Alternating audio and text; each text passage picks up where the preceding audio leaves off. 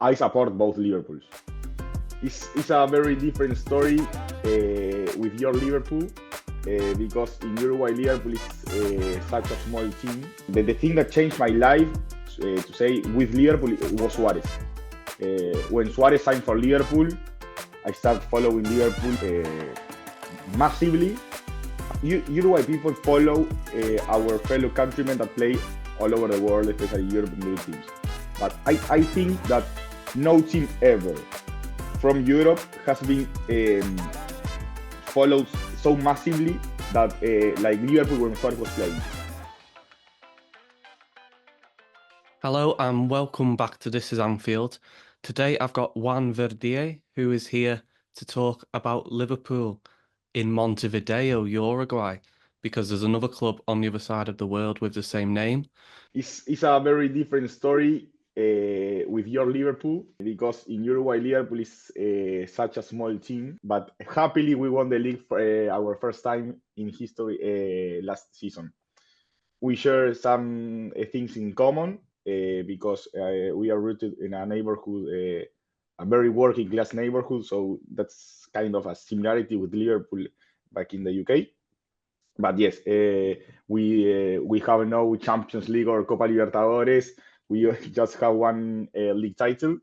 But we are very proud to support Liverpool in Uruguay. The few fans we are here, it's a pleasure, it's an honor to support a small team.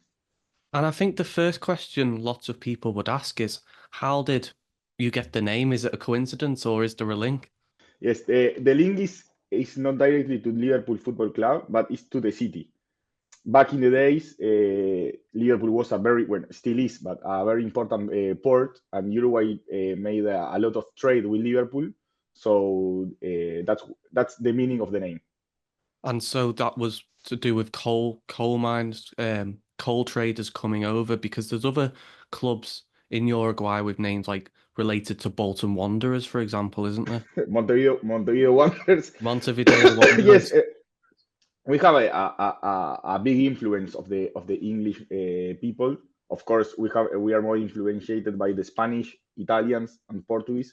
But Uruguay as a whole country, not only football related, is very influenced by English people. So yes, we have a few, as you say, a few other teams with names in English in Uruguay. Comparing the two clubs, so when we go to the match, maybe you go to the pub before for a drink. You might get chips, you might get a pie.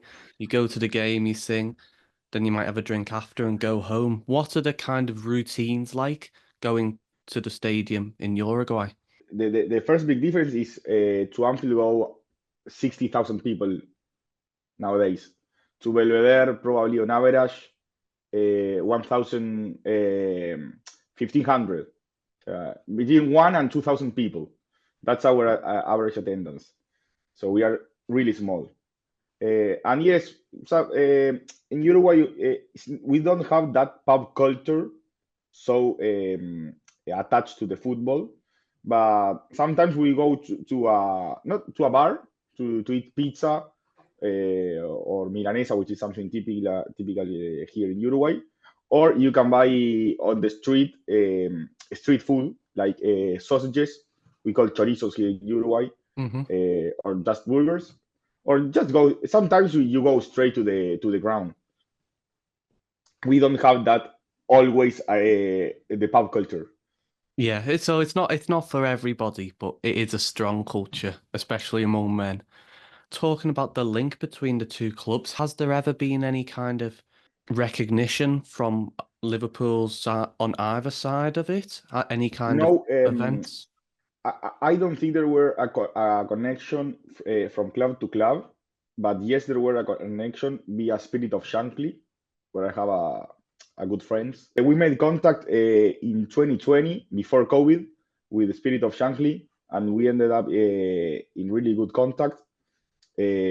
It was the beginning of 2020, so a few months later, COVID broke, and we organized a food bank. Liverpool Football Club in Uruguay organized a food bank for those in needs. And Spirit of Shankly, when they learned about this, they sent money to collaborate with our food bank.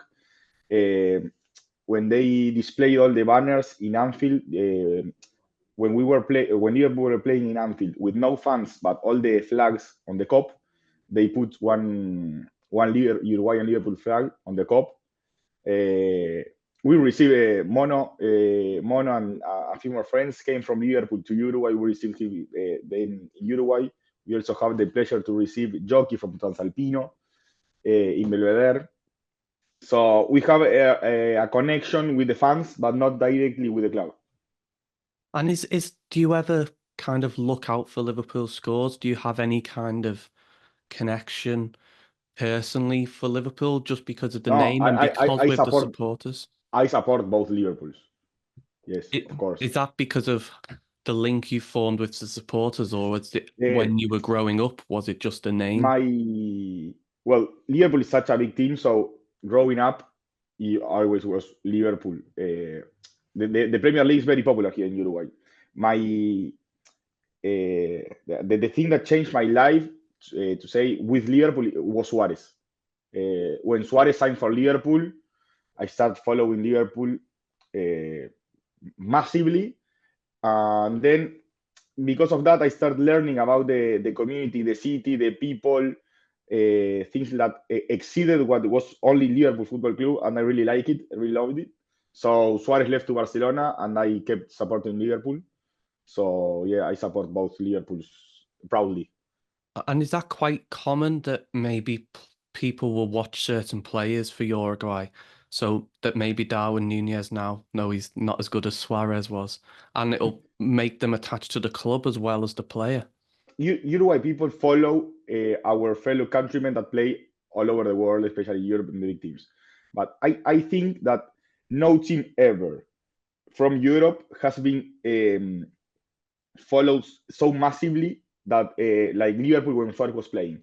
Because Suarez then moved to Barcelona, or now we have Valverde in Real Madrid, Ugarte